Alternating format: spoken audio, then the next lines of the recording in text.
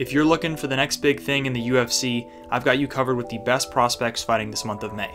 My criteria is simple. Fighters are eligible for prospect status if they're outside the top 10 in their respective divisions and have no main event experience. A few notable omissions from this video: Mateusz Rąbecki, the talented lightweight from Poland, is off my list because he was featured in my last video and his fight was scrapped and rescheduled for May.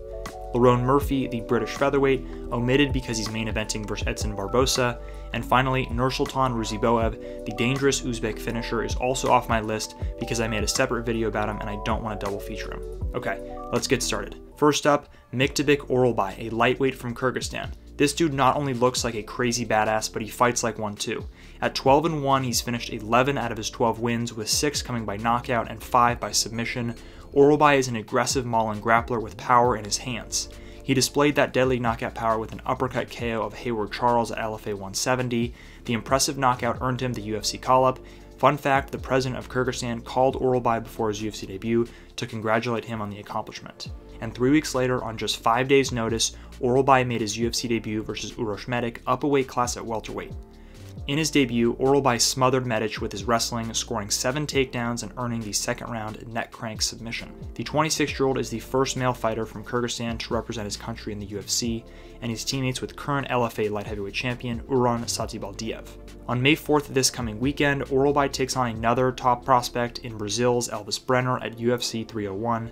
This should be an extremely competitive fight, and I honestly have it as a coin toss, but I'll be rooting for the boy Myktybek Aavirall. Next up, Caio, a middleweight from Brazil. Most of you probably know who Caio is, but if you don't, the dude is a highly skilled and technical grappler and a capable striker. Caio is on a remarkable 14-fight win streak. He's 15-1 overall, and he went 2-0 on Dana White's Contender Series and an impressive 5-0 in the UFC. Now, Caio has been a decisionator in the UFC with 4 decisions and 1 submission win. Sure, that style might bore some, but Caio is just a straight-up winner, and I think he's primed for a finish in his upcoming fight at UFC 301.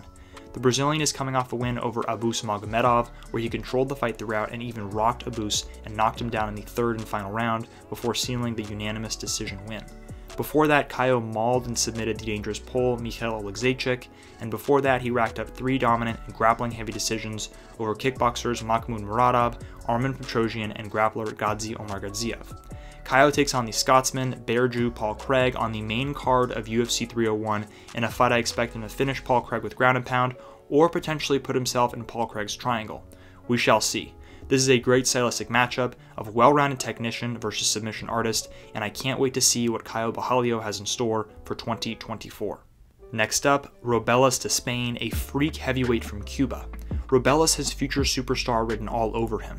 A former Taekwondo Olympic medalist with a scary 6'7" frame and a record 87-inch reach, you combine the striking prowess and size with his power, 5-0 with 5 wins by first-round knockout, and 4 of those knockouts in less than 20 seconds. Robelis to Spain is a serious problem in the heavyweight division, but he's not your normal UFC prospect. At 34 years old, Robelis doesn't have much time to learn and grow on the spot, and he's in the win-now stage of his career because of his age. Robelis takes on another skilled heavyweight striker and prospect in the Dominican Republic's salsa boy Waldo Cortez Acosta. Acosta has shown great hands and boxing skills in the UFC, but he has been significantly compromised by low kicks in his past UFC fights. This is an avenue Robelis should consider taking. Set up his boxing by damaging Waldo's legs, compromising his movement, and then using those deadly hands to send Waldo to the shadow realm. Next up, Carlos Ulberg, a light heavyweight from New Zealand. Ulberg rose to prominence on the New Zealand kickboxing scene and has earned rave reviews from his CKB City Kickboxing teammate Israel Adesanya for his deadly power and overall striking acumen. Ulberg earned a quick first-round knockout on the Contender Series to earn the UFC contract with a pro record of only 4-0. In Ulberg's much-anticipated UFC debut, the Kiwi put on an insane pace through the first 2 rounds against his opponent, Kennedy Nzechukwu, landing 83 significant strikes in the first and 63 in the second, before ultimately gassing out and getting finished by Nzechukwu, who brilliantly weathered the storm. After the defeat, Ulberg has bounced back with 5 straight UFC wins, 3 of which by knockout. He's also shown clear changes in his style with a much more patient and clinical approach in the octagon. At times, this patience can be quite frustrating to watch, but Ulberg's combination of high-level technique and elite power is always a threat on the feet. Olberg's most dangerous weapon in the UFC has been his checked left hook from orthodox. He uses this lead left hook brilliantly while fading backwards to counter his opponent's attacks, and we saw this on full display with recent knockouts over Ihor Potieria and Nikolai Negumereanu, who is known for his durability, and Olberg absolutely starched him. Olberg takes on his biggest test to date versus atomic Alonzo Menefield, who also possesses thunderous power in his hands. I expect Olberg to remain patient in this one and look for the finish with counters or point fight his way to a decision win if the finish doesn't come. I think Menefield could mix it up and threaten takedowns from the clinch and overall use his grappling to work in his striking. This should be a great fight. I could easily see a finish or a wild decision with multiple knockdowns and fight-ending sequences. The Kiwi Carlos Olberg, a light heavyweight to keep an eye on in 2024 and beyond. Next up, Kevin Jousset, a welterweight from France, fighting out of New Zealand. Jousset made his UFC debut this past September at UFC 293, where he showed off his well-rounded game with a first-round submission over Kiefer Crosby. Jousset is teammates with Carlos Olberg and Israel Adesanya at CKB in Auckland, and as you'd expect, his game revolves heavily around his striking skills. However, coming from France, Jousset has trained judo since the age of 4.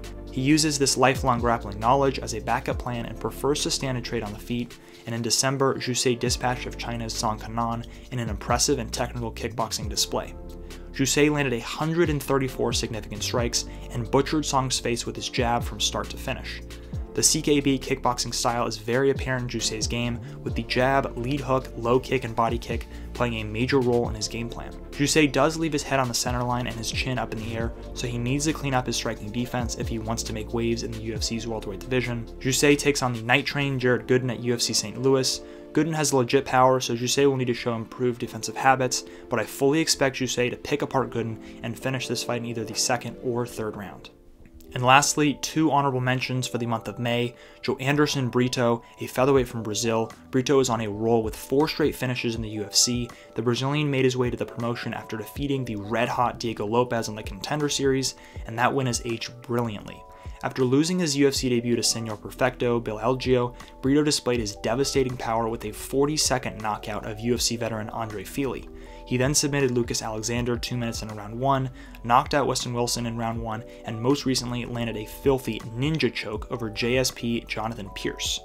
Brito takes on another top prospect in Welshman Jack Tank Shore at UFC 301 this weekend.